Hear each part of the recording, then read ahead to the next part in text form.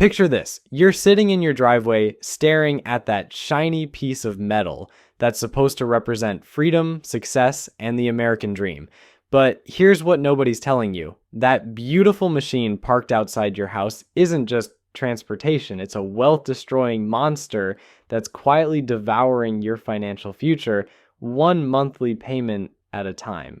Most people think their biggest expenses are their mortgage, maybe their kids' college tuition, or those ridiculously overpriced avocado toasts everyone keeps complaining about. But they're dead wrong. The real culprit is sitting right there in your garage, depreciating faster than your motivation on a Monday morning. My name is Nick, and I spend way too much time analyzing why people stay broke despite earning decent money. If you're tired of feeling like you're running on a financial hamster wheel, going nowhere despite working harder than ever, make sure to subscribe and hit that like button, because what I'm about to reveal will completely change how you think about money. Here's a statistic that should make your jaw hit the floor. Americans currently owe over $1.6 trillion in auto loans. That's trillion with a T. To put that in perspective, that's more than the entire GDP of most countries. We're talking about 108 million auto loans spread across the nation, which means roughly 1 out of every 3 Americans is making car payments right now. But wait, it gets worse, much worse. The average car payment for a new vehicle has skyrocketed to $745 per month. $745. That's more than some people pay for rent. Even used cars are averaging $521 monthly. And here's the kicker that nobody talks about. People aren't paying these loans off quickly. The average auto loan term is now stretching to almost 69 months for new cars. That's nearly 6 years of payments for something that starts losing value the second you sign the paperwork. Think about that for a moment. You're committing to 6 years of payments for an asset that's guaranteed to be worth significantly less every single month you own it. It's like signing up for a gym membership where they promise you'll get weaker and more out of shape with every visit. Generation Z is spending approximately 20% of their after-tax income on vehicle expenses alone. 20%. That's dangerously close to what financial experts recommend spending on housing. Imagine telling someone they should spend as much on their car as they do on keeping a roof over their head. It sounds insane when you put it that way, doesn't it? Since 2019, the average car payment has nearly doubled. In 2019, people were paying around $467 per month. Fast forward just 5 years, and we're looking at payments that are almost twice that amount. Auto loan debt has surged by nearly 64% over the past decade alone. Now, you might be thinking, Nick, cars are expensive, but I need one to get to work, to live my life, to function in society. And you're absolutely right. Most people do need transportation, but here's what's happening. We've been conditioned to think that needing transportation automatically means we need a $50,000 depreciating liability with leather seats and a premium sound system. The real problem isn't that cars exist. The real problem is that we've normalized financial suicide and called it adulting. Let me break down exactly why cars are the ultimate wealth killer. And trust me, by the end of this video, you'll never look at that monthly payment the same way again. First, let's talk about the true cost of car ownership, because that monthly payment is just the tip of the iceberg. According to the American Automobile Association, the total cost to own and operate a new vehicle is over $12,000 per year. That's more than $1,000 every single month when you factor in everything. We're talking about gas, which alone costs the average driver about $2,235 annually. Insurance premiums ranging from $2,100 to $2,700 per year. Maintenance and repairs averaging $126 monthly for a new car. And that's assuming nothing major goes wrong, which, let's be honest, something always goes wrong. Oil changes, tire rotations, brake pads, transmission problems, air conditioning repairs, battery replacements. The list goes on and on. Every time you think you got your finances figured out, your car decides it needs an $800 repair that you definitely weren't planning for. But Here's the part that should terrify you. All of these costs, every single penny you spend on your car is money that's gone forever. It's not building equity, it's not generating returns, it's not creating wealth. It's just disappearing into the automotive black hole, never to be seen again. And speaking of money disappearing, let's talk about depreciation, which is where cars really show their true colors as wealth destroyers. A new car loses up to 20% of its value the moment you drive it off the dealership lot. 20%. Before you've even made it home to show off your new purchase to the neighbors, you've already lost thousands of dollars. It's like watching your money evaporate in real time. After 1 year, your car will be worth about 20% less than what you paid for it. After 5 years, most cars lose up to 60% of their value. Let that sink in for a moment. You could buy a $50,000 car today, and in 5 years, it'll be worth maybe $20,000 if you're lucky. The average new vehicle loses about $5,000 in value every single year for the first 5 years.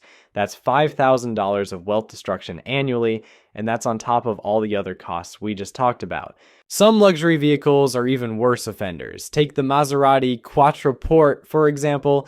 This car has an average 5-year depreciation rate of 64.5%, with an average loss of over $90,000 from the original price. $90,000! That's more than most people make in an entire year, just vanished because someone decided they needed Italian luxury to drive to the grocery store. The Cadillac Escalade ESV loses an average of $63,885 over 5 years. The BMW 5 Series Hybrid, despite being a hybrid that's supposedly better for the environment and your wallet, still loses nearly $38,000 in 5 years.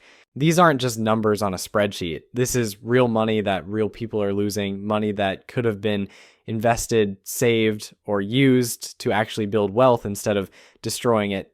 But here's where it gets really interesting, and this is the part that most people never consider.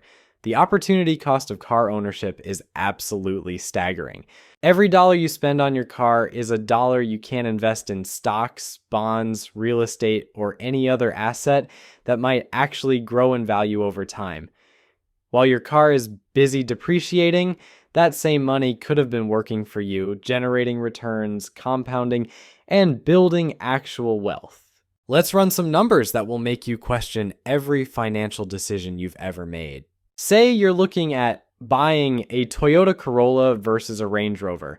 The Corolla costs about $27,000 over 5 years of ownership, while the Range Rover sets you back around $118,000. Most people focus on that $90,000 difference and think, well, obviously the Range Rover is more expensive. But they're missing the real story. If you take that $90,000 difference and invest it at a conservative 6% return for 30 years, you'd end up with over $521,000. $500,000. That's the true cost of choosing the fancier car. You're not just spending an extra $90,000. You're giving up $500,000 in potential wealth. And that's just one purchase decision. Most people don't buy one car in their lifetime and call it good. They get caught in the cycle of upgrading every few years, always chasing the latest features, the newest model, the better gas mileage, the improved safety ratings. Here's a calculation that will keep you awake at night. If you buy a car every 5 years throughout your working life, following typical American car buying patterns, the lifetime opportunity cost of those decisions is over $1.9 million. Nearly $2 million in missed wealth building opportunities, all because we've been programmed to think we need a new car every few years. Let me put this in perspective. Imagine if someone came up to you and said, "Hey, I've got this great investment opportunity. You give me $2 million over your lifetime, and in return, I'll provide you with transportation that constantly breaks down, costs you money every month, and becomes worthless over time." You'd think they were absolutely insane, right? Yet that's exactly what most Americans sign up for without even thinking about it. Even if you're more conservative and keep each car for 10 years instead of 5, you're still looking at an opportunity cost of over $1.5 million. Keep them for 15 years and you're still missing out on over $1.3 million in potential wealth. No matter how you slice it, cars are wealth destroyers on a massive scale. Now, let's talk about something that makes this whole situation even more ridiculous, the psychology behind car purchases. Because understanding why we make these terrible financial decisions is just as important as understanding the math. Cars have become status symbols in our society. We judge people by what they drive. We make assumptions about success, personality, and worth based on whether someone drives a beat-up Honda Civic or a brand new BMW. And the car companies know this. They've spent billions of dollars over decades conditioning us to associate our vehicles with our identity. Think about car commercials. They don't talk about reliability or fuel efficiency as much as they used to. Instead, they sell you a lifestyle. They sell you the image of driving through mountain roads with your family, looking successful at the country club, or being the adventurous type who can handle any terrain. They've convinced us that we deserve luxury, that we work hard so we should reward ourselves, that life's too short to drive something boring. Sound familiar? It's the same psychological manipulation that keeps people buying things they can't afford to impress people they don't even like. Here's what really gets me. People will spend months researching the best smartphone to save maybe $200, but they'll walk into a car dealership and sign a contract for $60,000 worth of payments without understanding the true financial impact. They'll negotiate aggressively over the price of a house because they know it's a big financial decision, but they treat cars like they're buying a coffee. The financing industry has made it even easier to make poor decisions. 0% financing, extended warranties, gap insurance, lease deals that sound too good to be true. They've created an entire ecosystem designed to separate you from your money while making you feel like you're getting a great deal. And let's talk about leasing for a moment, because this might be the most brilliant scam ever created. You get to drive a new car, your payments are lower than buying, and you can upgrade every few years. Sounds great, right? Except you're literally renting a depreciating asset. You're paying someone else to lose money on depreciation while you get none of the equity. When your lease is up, you have nothing to show for all those payments except maybe some happy memories and a few Instagram photos. Then you're right back at the dealership, signing up for another lease, starting the cycle all over again. It's like paying rent on an apartment, but never being able to own anything. But here's where the car industry really shows their genius. They've made it so convenient to stay trapped in this cycle. Trade-in programs, loyalty discounts, upgrade incentives, they make it feel like you're missing out if you don't take advantage of these opportunities. Your current car is 3 years old and running perfectly fine. Well, look at all the new safety features on this year's model. Your payment would only go up by $50 a month. That seems reasonable, right? Except you just reset your payment clock back to zero and committed to another 5 or 6 years of payments. The average American will own 13 cars over their lifetime. 13. That's not because cars don't last. Modern vehicles can easily run for 200,000 miles or more with proper maintenance. We replace them because we've been conditioned to want the newest, latest, greatest version of everything. Meanwhile, there are people driving 15-year-old Toyota Camrys with 180,000 miles who are quietly building wealth because they understand that transportation is a tool, not a status symbol. While everyone else is making car payments, they're investing that money and watching it compound over decades. And here's something that should make you angry. Sorry, the people selling you these financial nightmares know exactly what they're doing. Car dealerships make more money on financing than they do on the actual cars. Like, they want you to focus on monthly payments instead of total cost because it makes expensive cars seem affordable. They'll ask, what payment are you comfortable with? Instead of, what's your budget for this purchase? They'll stretch out your loan terms to lower your monthly payment while increasing the total amount you pay. They'll roll negative equity from your trade-in into your new loan, putting you even deeper underwater from day one. The banks love this arrangement because they're making money on the interest. The insurance companies love it because you're required to carry full coverage on a financed vehicle. The car manufacturers love it because they're selling more expensive cars. Everyone's making money except you. But wait, there's more. Because if the math wasn't bad enough already, let's talk about what happens when life gets complicated. You lose your job? Well, you still owe $47,000 on a car that's now worth $28,000. You can't just stop making payments because they'll repossess it, destroy your credit, and you'll still owe the difference. You're financially handcuffed to this depreciating asset, whether you can afford it or not. You get divorced. Now, you're fighting over who gets stuck with the underwater car loans. You have a baby and need something bigger. Time to roll that negative equity into an even more expensive vehicle, digging yourself deeper into the hole. You want to move to a different city for a better job opportunity? Well, you better factor in those car payments when calculating whether you can afford the move. Your car payment follows you wherever you go, limiting your options and keeping you trapped in financial decisions you made years ago. Here's what's particularly insidious about the whole system. They've made it so normal that people don't even question it anymore. Having a car payment is just part of being an adult, like paying taxes or complaining about the weather. When someone pays off their car, the first thing people ask is, "So what are you going to buy next?" The idea of driving a paid-off car for years and investing the money you would have spent on payments seems foreign, almost irresponsible.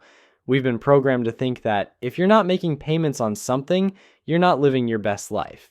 And let's address the elephant in the room, and the argument that you need a reliable car for work, for your family, for emergencies. This is absolutely true, but here's what's not true.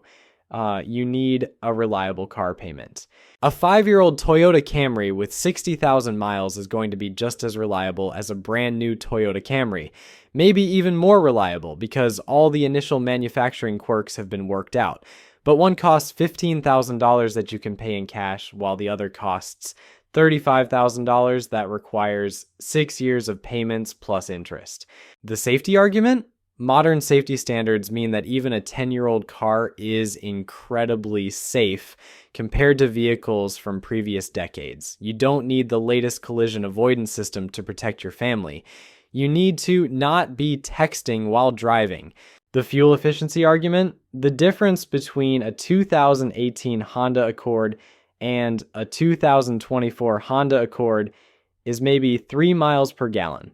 At current gas prices, that difference might save you $300 a year in fuel costs. Meanwhile, the payment difference is probably $400 a month. We've become experts at justifying terrible financial decisions by focusing on minor benefits while ignoring massive costs. It's like buying a $5,000 suit because it has better stitching, while ignoring the fact that you can't afford groceries that month. Here's what really drives me crazy about this whole situation. The same people making $700 car payments will complain that they can't afford to invest for retirement. They'll say they don't have money for an emergency fund. They'll claim they can't afford to pay off their credit card debt, but they've got $700 a month going to a depreciating asset plus insurance, plus maintenance, plus gas. That's easily $1,200 a month in total transportation costs. Invested at 8% returns over 30 years, that's over $1.4 million in retirement savings they're giving up.